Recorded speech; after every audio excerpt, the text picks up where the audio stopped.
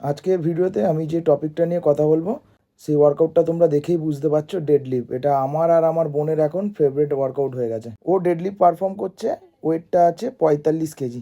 তো 45 কেজি দিয়ে ও minimum 4-5টা repetition মেরেছে। ওর বডি ওয়েট মিনিমাম 55 কেজি। আমি একটা ছোট্ট ইনফরমেশন বিগিনারদের দিতে চাই যে যারা জিম জয়েন করছো বা জিম জয়েন করার কথা ভাবছো, তারা সবসময় লার্নিংয়ে ফোকাস করো, যে এক্সারসাইজ কিভাবে শিখতে হয়, কোন এক্সারসাইজটা আমার জন্য ঠিক, কেন করছি, কী জন্য, এগুলোতে ফোকাস করো। জিমে গিয়ে ওয়েট লস করব, ফ্যাট লস করব, বা ওর মতন আমার বডিটা কেন হচ্ছে না, এরকম গোলস রেখো না। তোমরা লার্নিংয়ে ফোকাস করো। যত তোমরা শিখবে তত তোমাদের বডি চেঞ্জ হবে, তোমরা মোটিভেট হবে, জিনিসটা নিয়ে এগোতে পারবে। আর ওয়েল এডুকেটেড ট্রেনারের আন্ডারে ট্রেনিং করো, যারা তোমার বডি কম্পোজিশনটা বুঝবে, তোমার বডি টাইপ অ্যাকর্ডিং তোমাকে ওয়ার্কআউট করাবে।